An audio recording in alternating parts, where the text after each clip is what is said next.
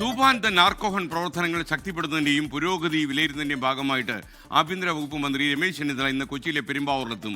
ഇതര സംസ്ഥാന തൊഴിലാളികൾ തിങ്ങിപ്പാർക്കുന്ന ഭായ് കോളനി ആഭ്യന്തരമന്ത്രി സന്ദർശിക്കുന്നുണ്ട്. ലഹരിവിരുദ്ധ റാലിയിലും മന്ത്രി പങ്കെടുക്കും. പെരുമ്പാവൂരിൽ നിന്ന് ലാൽകൃഷ്ണ തത്സമയം ചേരുകയാണ്. Lalkrishna, good morning. എന്തൊക്കെയാണ് ഇന്ന് ശ്രീ രമേശ് ചെന്നിത്തലയുടെ പരിപാടികൾ അവിടെ? പെരുമ്പാവൂര് നല്ല ശക്തമായൊരു മഴ പെയ്തുകൊണ്ടിരിക്കുകയാണ്. പക്ഷേ മഴയൊന്നും നമ്മൾ കാര്യമാക്കുന്നില്ല. കാരണം ഇത് ഈ നാടിൻ്റെ ആവശ്യമാണ്. പെരുമ്പാവൂരിനെ സംബന്ധിച്ചിടത്തോളം ആഭ്യന്തരമന്ത്രി തന്നെ പറഞ്ഞത് ഈ നാട്ടിലെ ഇതിൻ്റെ ഹബ്ബ്, ലഹരിയുടെ ഹബ്ബായി പ്രവർത്തിക്കുന്ന ഒരു നഗരമാണ് പെരുമ്പാവൂർ എന്നുള്ളതാണ്.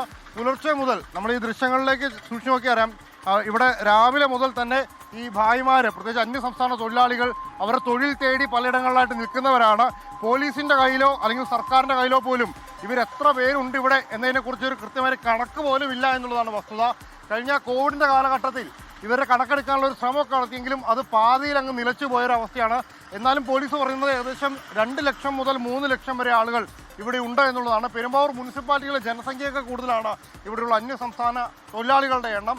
ഇവർക്ക് തിങ്ങി പാർക്കുന്നതിന് അടക്കമുള്ള സൗകര്യങ്ങൾ ചെയ്തു കൊടുക്കുന്നത് നമ്മൾ മലയാളികൾ തന്നെയാണ്. സ്വാഭാവികമായിട്ടും അതിഥി തൊഴിലാളികൾ എന്നാണല്ലോ നമ്മൾ ആദ്യം വിളിച്ച് അവരെ സ്വീകരിക്കണം. പക്ഷെ അതല്ല ഇപ്പോഴത്തെ അവസ്ഥ എന്നുള്ളതാണ്. ഈ പെരുമ്പാവൂർ ലഹരിയുടെ ഹബ്ബാണെന്നാണല്ലോ ആഭ്യന്തരമന്ത്രി പറയുന്നത്. പേടിയാണോ?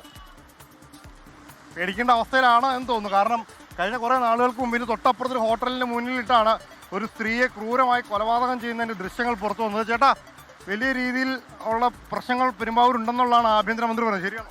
ശരിയാണ്. ലഹരിയുടെ വ്യാപനം ഉണ്ട് ഇവിടെ, ഇഷ്ടം പോലെ ഉണ്ട്. കാണാറുണ്ടോ? നമ്മളങ്ങനെ പോകാറില്ലല്ലോ. പിന്നെ ഇവിടെ അങ്ങനെ കാണാറുണ്ടോ? ആൾക്കാരങ്ങനെ ഉപയോഗിക്കുന്നത് ഇരുന്ന് ഉപയോഗിക്കുന്നില്ല, പക്ഷെ ആടി നടക്കുന്നൊക്കെ ഉണ്ടല്ലോ, അല്ലാണ്ട് അതേ കൊള്ളൊന്നുമില്ല.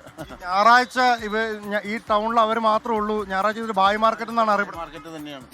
അതാണ്, വേറെ ആരുമില്ല. അതാണ് പെരുമ്പാവൂർ ടൗണിൻ്റെ ബിസിനസ് എന്ന് പറയുന്നത്. അവരാണ് അതതിൻ്റെ കാണുന്നുണ്ട്. ഒരു 12 മണിയാകുമ്പോൾ താഴെ ബസ് സ്റ്റാൻഡ് പരിസരത്ത് നിങ്ങൾ കാണാം. ഇന്നിപ്പോൾ മഴയായതുകൊണ്ട് എത്രത്തോളം ഉണ്ടെന്ന് പറയാൻ പറ്റില്ല. എല്ലാ ഞായറാഴ്ചകളും തന്നെ. ആ ഇലക്ഷൻ്റെ വോട്ട് ചെയ്യാനായി പോയ സമയത്ത് ഒരു മാസം കുറച്ച് കുറവുണ്ടായി. ഇപ്പോൾ പോയതിൻ്റെ ഡബിൾ ഇവിടെ തിരിച്ചു വന്നു. അവർക്കിത് സ്വർഗമാണ് ഇവിടെ. അതെ, ഇവിടെ ഒരുപാട് പ്ലൈവുഡ് കമ്പനികളുണ്ട്. അവിടെ കേന്ദ്രീകരിച്ചുകൊണ്ടുള്ള പ്രവർത്തനങ്ങൾക്കാണ്, ജോലിക്കായിട്ടാണ് ആദ്യം വന്നത്. തുച്ഛമായ വരുമാനത്തിൽ വലിയ രീതിയിലുള്ള ജോലി ചെയ്യും എന്നുള്ളതായിരുന്നു ഇവരെ കൊണ്ടുള്ള ഒരു ഗുണം എന്ന് പറയുന്നത്.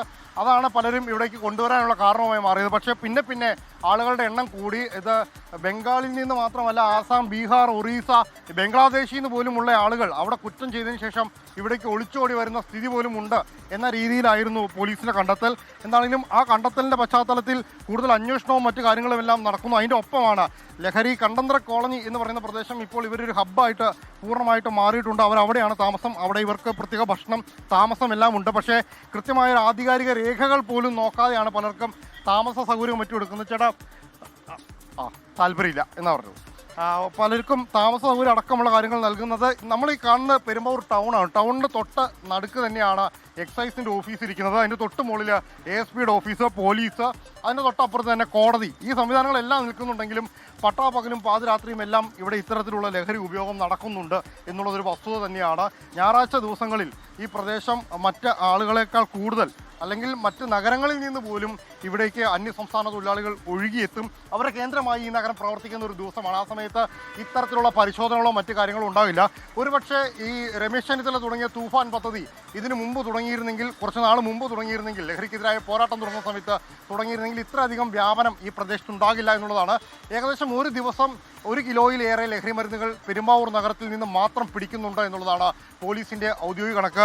SKന് കൃത്യമായിട്ട് അറിയാം. കാരണം SKN ഇതിനു വേണ്ടിയിട്ട് കേരളത്തിലുടനീളം യാത്ര ചെയ്ത ഒരാൾ കൂടിയാണ്. അതായത് വരുന്ന തലമുറയെ പോലും ബാധിക്കുന്ന രീതിയിൽ, കൊല്ലുന്ന രീതിയിലുള്ള ലഹരി വ്യാപനമാണ് നിലവിൽ പെരുമ്പാവൂരിൽ നടക്കുന്നത്. അതുകൊണ്ട് തന്നെയാണ് പെരുമ്പാവൂർ കേന്ദ്രീകരിച്ചുകൊണ്ടുള്ള ഒരു പദ്ധതിക്ക് അദ്ദേഹം തുനിഞ്ഞിരിക്കുന്നത്. 2 മണിയോട് കൂടി ആശ്രമം റോഡിന് മുന്നിൽ നിന്ന് ഈ പെരുമ്പാവൂർ നഗരത്തിലേക്ക് അദ്ദേഹം റോഡ് ഷോയായിട്ട് എത്തും. കാൽനടയായിട്ടാണ് പ്രചാരണാർത്ഥം എത്തുന്നത്. അതിനുശേഷം പൊതുജനങ്ങളെ ഇവിടെ വച്ച് അഭിമുഖീകരിക്കും. അവരോട് കൃത്യമായ ലഹരി സന്ദേശം നൽകും. ലഹരി സന്ദേശത്തിന് ശേഷം നമ്മൾ ആദ്യം പറഞ്ഞ കണ്ടന്തര കോളനി എന്ന് വിളിക്കുന്ന ഭായ് കോളനി, അവിടെ എത്തി അന്യസംസ്ഥാന തൊഴിലാളികളടക്കമുള്ള അവരോട് സംവദിച്ച് ആ പ്രശ്നങ്ങൾക്ക് പരിഹാരം കാണണമെന്നും ഈ സംസ്ഥാനത്തിൻ്റെ വലിയ പോരാട്ടത്തിനൊപ്പം നിൽക്കണം എന്ന കാര്യം കൂടി അഭ്യർത്ഥിക്കും. അതിനുശേഷം ഇവിടെ ലഹരിക്കെതിരായിട്ടുള്ള പോരാട്ടം ശക്തമാക്കുന്നതിനുള്ള നിർദ്ദേശങ്ങളും അന്വേഷണ ഉദ്യോഗസ്ഥർക്കും അന്വേഷണ ഏജൻസികൾക്കും നൽകിയ ശേഷമായിരിക്കും ആഭ്യന്തരമന്ത്രി പെരുമ്പാവൂരിൽ നിന്ന് മടങ്ങുക.